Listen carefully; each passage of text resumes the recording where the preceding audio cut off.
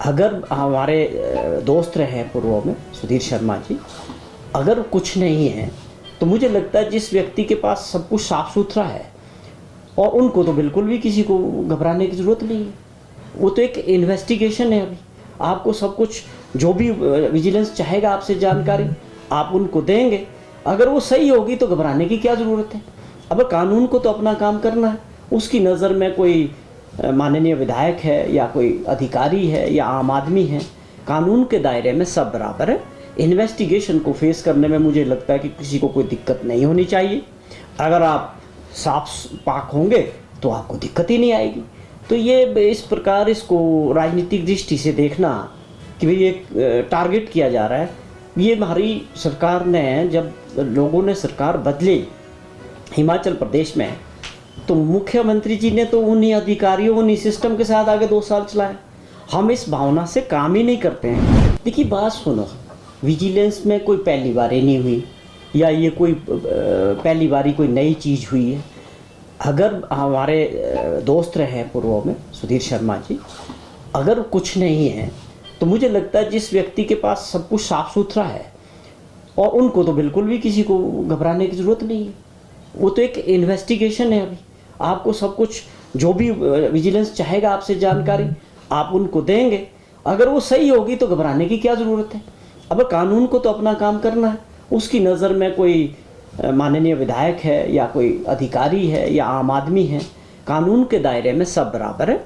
Investigation को face करने में मुझे लगता है कि किसी को कोई दिक्कत नहीं होनी चाहिए।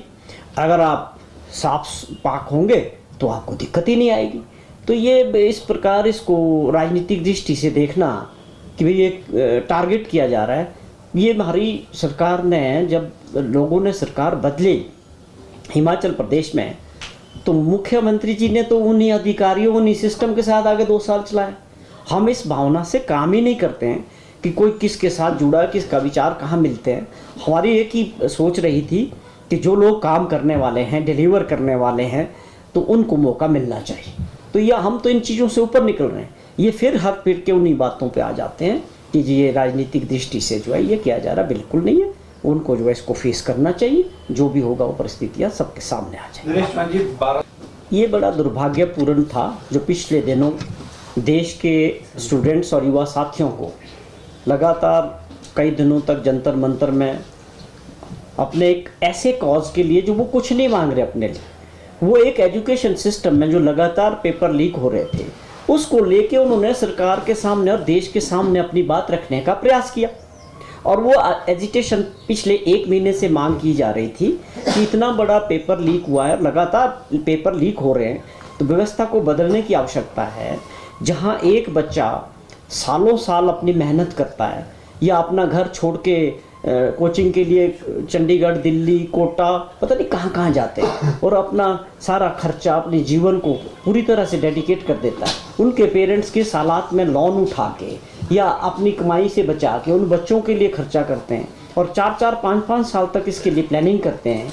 तो आप समझें कि वो बाद में जिस दिन वो वक्त आए उस दिन वो पेपर लीक हो जाए, तो वो अपना देख, तो बच्चा 5-4 साल अपना सोशल लाइफ, उसकी जो लाइफ है, वो कुछ नहीं, सिर्फ मेहनत करते हैं और उनके पेरेंट्स भी उनके साथ पूरी तरह डेडिकेटेड हो जाते हैं। और उसके बाद उस दिन वो पेपर लीक हो जाए तो कितना मानसिक ये आघात होता है किसी बच्चे के लिए। और उसके बावजूद 21 बच्चों ने अपनी जान दे दी। और भारत सरकार जो इसको जिम्मेवारी लेनी चाहिए थी, उनकी मांग क्या थी कि आप इसकी जिम्मेवारी लो और व्यवस्था को बदलो। तो आपको वही काम करना था। अगर धर्मेंद्र प्रधान ने रिजाइन करना था, अगर वो पहले कर देते तो ये परिस्थिति देश में नहीं बनती। तो वो किसने करना था? गलत फैसला किसने लिया? फैसला डिले किसने किया? सरकार ने किया, नरेंद्र मोदी जी ने किया। उनको लेना था ये फैसला। जब आप अड़ियल रवैये पे रहे तो उनको जो है सड़कों पे उतरना पड़ा। और हुआ क्या, उस मूवमेंट में बहुत समाज के हर वर्ग का जो है समर्थन मिला।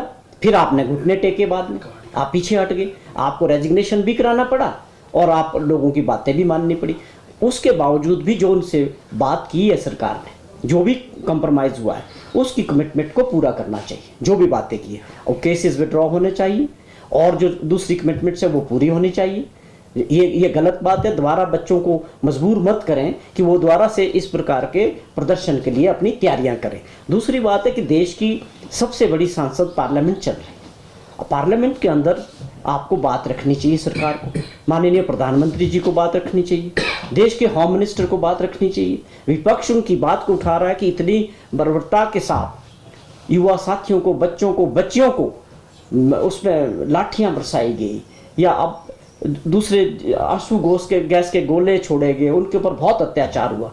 अगर उस पर डिबेट हो रहा है तो बताना तो पड़ेगा कि वो जिम्मेवारी कौन लेगा, उन देश के बच्चों से और देश से कौन माफी मांगेगा उस बात के लिए, किसी को तो आगे आना पड़ेगा। स्वाभाविक तौर पे राहुल गांधी जी ने मुद्दा उठाया है, बहुत इंपॉर्टेंट मुद्दा है कि देश के जो होम मिनिस्टर है, दिल्ली पुलिस तो सीधे तौर पे उनके अंडर है और वैसे भी देश के होम मिनिस्टर हैं, उनको आके इसका पूरा जवाब पार्लियामेंट के अंदर देना चाहिए, देश को एड्रेस करना चाहिए कि ये इसकी जिम्मेवारी कौन लेगा, वो क्यों ऐसी परिस्थितियां बनी, छोटे छोटे बच्चों को इतनी बुरी तरह से क्यों मारा गया। माननीय सुप्रीम कोर्ट ने भी इस बात का संज्ञान लिया है कि ये बिल्कुल गलत था, बच्चों पे इस तरह से लाठियां नहीं बरसानी चाहिए थी, और इसी तरह पूरे देश में जो है वो गुस्सा भी फैला। तो आपकी नाकामियां हैं, आप उसको फेस करो, जवाब दो देश को, और पार्लियामेंट से सेशन चल रहा है वहाँ आपको बात रखनी चाहिए, बजाय कि आप अपने बाहर अपने सोशल मीडिया पर अपने वीडियो डाल रहे हैं। वो मुझे लगता है ये बेस्ट तो ये था कि पार्लियामेंट में देश को एड्रेस करते और अपनी बात रखते।